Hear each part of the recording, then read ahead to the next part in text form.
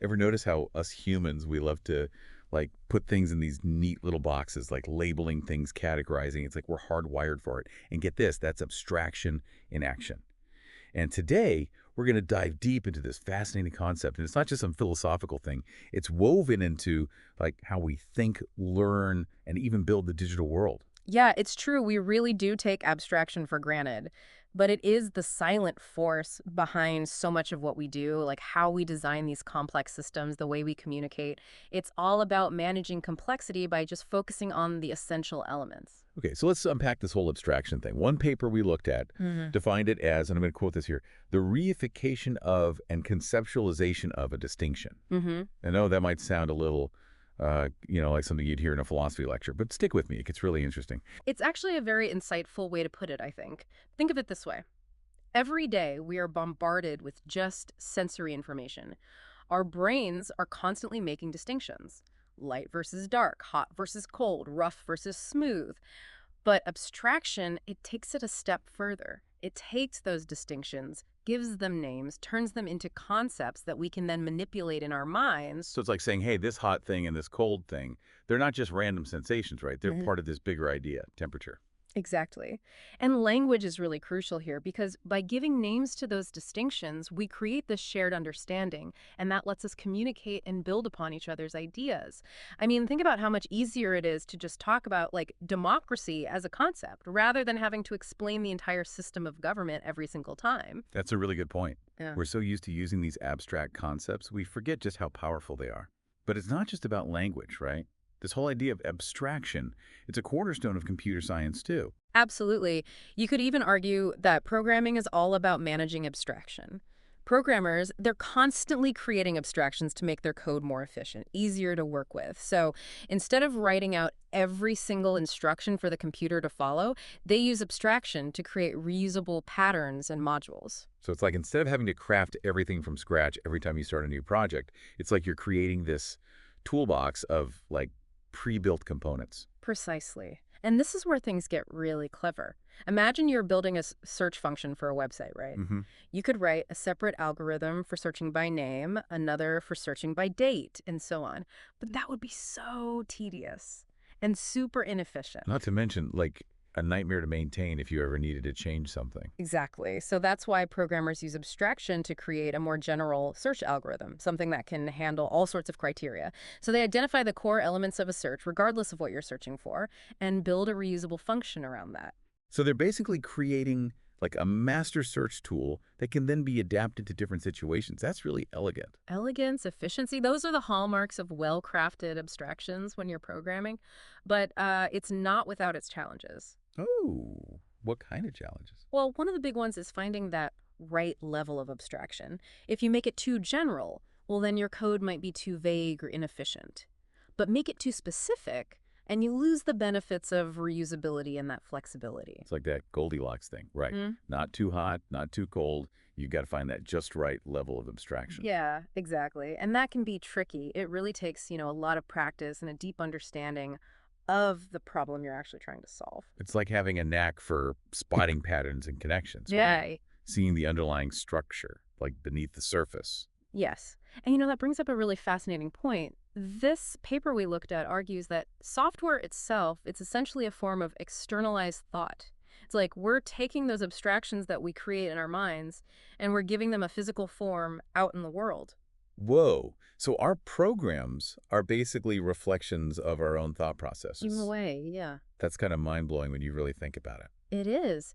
And it makes you wonder, as we develop more and more powerful tools, are those tools also changing the way we think? Are they shaping the kinds of problems we're able to solve, the solutions we can even imagine? That's a deep question. Yeah. And it's not just theoretical either. This research actually suggested a model-first approach to teaching, like various disciplines. Mm-hmm. So the idea is to focus on how a field uses abstractions to model the world, rather than getting, bogged down in abstract theories right off the bat. Yeah, it's like saying, okay, instead of just throwing, a bunch of formulas at you, let's explore how those formulas actually help us understand and predict, like, real world phenomena. So instead of overwhelming students with the complexities of, like, I don't know, differential equations, you'd start by showing them how those equations can be used to model, like, population growth or the spread of a disease or something. Precisely. It's about making the abstract more tangible, more relevant, showing students the power of abstraction to really make sense of the world around them. That makes a lot of sense. Speaking of making sense of the world, this whole idea of abstraction takes on like a whole new dimension when we start talking about artificial intelligence, Ugh. particularly, these large language models like, well, the one we're both using right now. Absolutely. And this one paper we looked at, it really dives into this fascinating challenge of bridging the gap between like human language and the precise world of computer code, especially in the context of these increasingly sophisticated AI We're systems. talking about that abstraction matching thing, right? Exactly. It's all about how well an AI system can understand your intent, even if your words aren't, perfectly precise. Because, let's face it, human language can be messy. We rely on context, assumptions, all this unspoken understanding, all sorts of things that computers, they really struggle with. Exactly. So imagine you're using like an AI-powered data analysis tool, right? You might ask it something like, show me the average flight time for all missions to the International Space Station.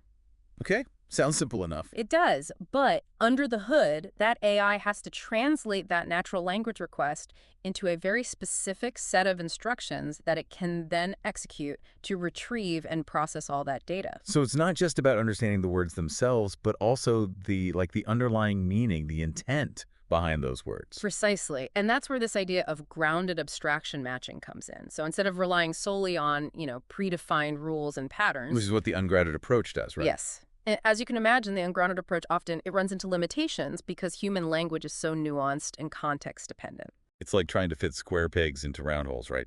You can force it to work sometimes, but it's not going to be pretty. Exactly.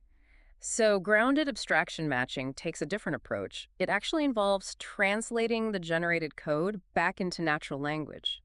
This gives the user a really clear view of how the AI is interpreting their request. So like the AI is like showing its work, so to speak. Precisely. And that feedback loop is really valuable because it allows the user to see if the AI is on the right track, to understand its capabilities and limitations, and to kind of learn how to phrase their requests more effectively. It's like having a conversation with the AI rather than just, giving it commands. Exactly. And this conversational aspect, it becomes even more important as these AI systems become more integrated into our lives Yeah. because we need to be able to understand how they think, how they make decisions, and how to communicate with them in a way that feels natural and intuitive. It makes you wonder if this show your work approach could be applied to other areas where humans are interacting with these complex systems, not just AI, but things like, I don't know, financial algorithms, medical diagnoses, anything where transparency and understandability are really crucial.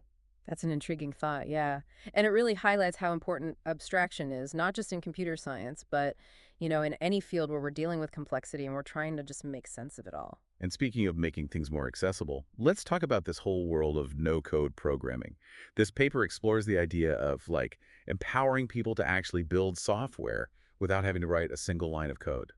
It's a fascinating movement. It's Yeah. gaining a lot of traction. The promise of no code is that anyone, regardless of their technical background, can bring their ideas to life. It's like democratizing the power of software development. But how realistic is that really? I mean, there's always that trade-off, right? The simpler a tool is to use, usually the less powerful it tends to be. That's the challenge for sure. But this research advocates for what it calls a multi-paradigm minimalist approach.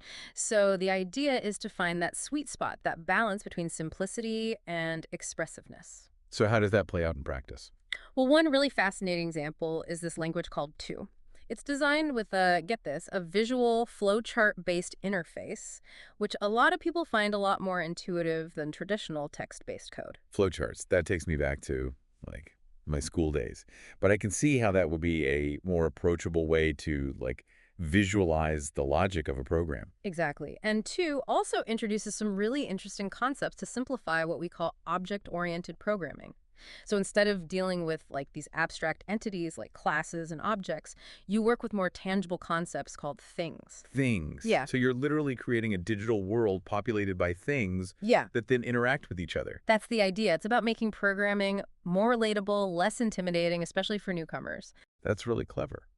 But with all these efforts to make programming more accessible, it makes you wonder, will we even need like traditional programmers in the future? That's the million-dollar question. And while no-code platforms certainly have the potential to empower this new generation of, like, citizen developers, there will likely always be a need for, skilled programmers who really understand those underlying systems and can push the boundaries of what's possible. So it's not about replacing programmers, but rather expanding the pool of people who can create with code. Exactly. It's about making technology more inclusive and empowering more people to actually solve problems and shape the digital world around us.